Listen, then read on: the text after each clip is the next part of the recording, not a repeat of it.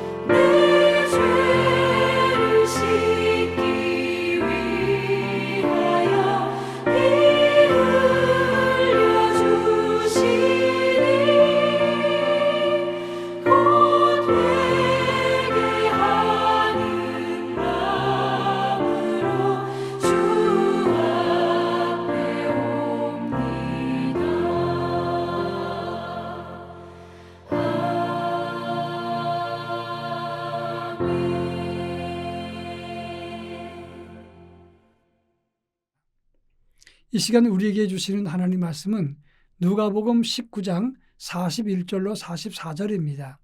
누가복음 19장 41절로 44절을 제가 봉독합니다. 가까이 오사 성을 보시고 우시며 이르시되 너도 오늘 평화에 관한 일을 알았더라면 좋을 뻔하였거니와 지금 네 눈에 숨겨졌도다.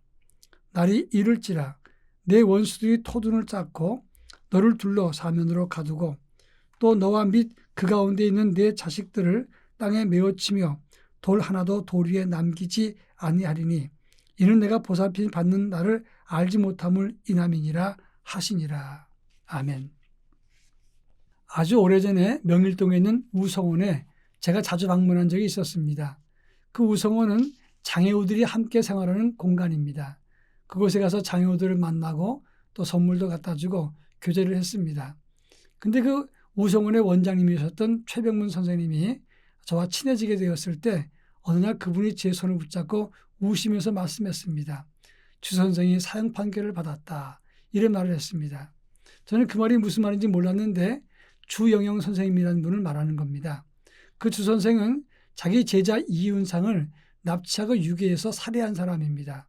그리고 자기 제자 여학생들에게 크게 못된 짓을 해서 20여 명에게 큰 피해를 주었던 사람이었습니다. 그런 사람이 사형 판결을 받게 되어서 죽게 되었는데 그게 뭐 잘못된 것이냐 저는 의아해서 그 선생님에게 물었습니다. 그때 선생님이 놀라운 이야기를 해줬습니다.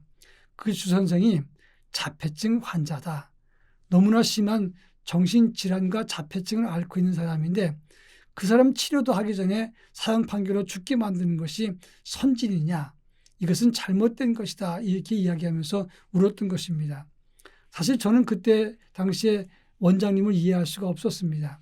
그러나 점점 나이 먹고 세상을 살면서 심한 자폐증, 정신장애를 앓고 있는 사람의 인권도 생각해야 된다는 그 원장님의 말씀이 참으로 타당하다 이런 생각을 했습니다. 그러면서 생각하기를 그 원장님은 나와는 차원이 다른 사랑을 펼치고 계시다 생각을 했던 겁니다. 오늘 본문에 나오는 예수님도 우리와는 차원이 다른 사랑을 가지고 계신 분이다 하는 것을 알 수가 있습니다. 오늘 본문은 예수님께서 예루살렘에 입성하시면서 예루살렘에 멸망할 것을 예측하시고 통곡하시면서 눈물을 흘리신 장면이 오늘 본문의 내용입니다. 예루살렘에 예수님께서 입성하셨을 때 이것은 예수님의 마지막 입성을 말하는 겁니다. 예수님은 그 주간에 십자가에 못 박혀 죽으시게 됩니다. 그런데 예수님이 어떤 과정을 거치면서 예수님께서 죽으셨느냐 하는 겁니다. 예수님 말씀 사역을 하시고 많은 복음을 증거했을 때 당시 종교 지도자들은 예수님을 죽이기 위해서 갖은 모략을 다 꾸몄던 것입니다. 그런데 예수님은 예루살렘에 입성하셨는데 하시자마자 이제 많은 종교 지도자들에 의해서 공격을 받게 되고 힘들고 어려운 일을 맡게 되었습니다. 그중에서 가장 심한 사람은 대제사장과 그를 따르는 무리들이었습니다. 그 많은 사람들이 바리새인들이 서기관들이 예수님을 괴롭히면서 죽일 빌미를 찾고 있었습니다. 그러자 찾을 방법이 없어지니까 이번에는 중상 모략을 해서 예수님을 사형판기로 끌고 나가게 되었던 겁니다. 그럴 때 빌라도는 그것이 잘못된 것이고 예수님이 무죄인 것을 알면서도 사형판결에 넘겨주었고 헤롯도 동조자가 되었습니다. 그리고 예수님을 따르고 환호했던 백성들도 처음엔 예수님을 연호하다가 나중에 예수님 죽이자 외치게 되었던 것입니다. 그러니까 한마디로 말하면 예루살렘의 멸망은 예수님 하나님의 아들을 죽이게 된 그들 모두의 합작 작품으로 예루살렘이 멸망하게 되었다고 말할 수가 있는 겁니다. 그런데 예수님은 바로 그들을 애통해 하시면서 그 멸망을 슬퍼하시면서 눈물을 흘리셨다고 하는 겁니다. 그런 차원에서 보면 예수님은 우리와는 차원이 다른 사랑을 갖고 계신 분이었다 하는 것입니다. 41절과 42절에 보면 예수님께서 예루살렘에 가까이 오사 성을 보시고 우셨고 평화에 관한 일 지금 너희 눈에 숨겨졌구나. 그것을 알았으면 좋았을 뻔했다. 이렇게 안타까워하시면서 눈물을 흘리셨던 걸 볼 수 있습니다. 이는 너희가 예루살렘 멸망한 것을 깨닫지 못하고 너희가 지금 하는 일을 알지 못하는구나. 이러면서 안타까워하셨다는 겁니다. 냉정한 의미에서 보면 그들은 그들의 죄 때문에 죽는 겁니다. 예루살렘도 그래서 망하는 것입니다. 그런데 예수님은 그 예루살렘이 망하는 것을 보시면서 안타까워하시면서 눈물을 흘리셨다는 겁니다. 이것이 예수님의 차원 높은 사랑이라고 말할 수 있는 겁니다. 자기를 해하게 하고 그리고 괴롭히고 결국은 하나님의 아들이신 예수를 죽이는 그들까지도 불쌍히 보시면서 애통해 하시는 것, 이것이 바로 차원 높은 사랑의 실현이라고 말할 수 있는 겁니다. 그런데 예수님을 괴롭혔던 그들은 결국 어떻게 되었습니까? 43절로 44절에 보면 원수들이 토둔을 쌓고 예루살렘 성 둘러서 포위하고 그 안에 있는 사람을 죽이되 자식들을 땅에 메워치고 돌 위에 돌 하나도 남지 않게 다 망하리라 이렇게 말했습니다. 주 70년에 베시파시안 누스라고 하는 장군에 의해서 예루살렘이 멸망당하는데 그는 자기 아들 티투스에게 유대 예루살렘의 정부를 명령했습니다. 그래서 예루살렘에 110만 명의 사람이 죽었고 9만 7천 명이 노예로 끌려가게 되어서 완전히 멸망해버리고 말았던 겁니다.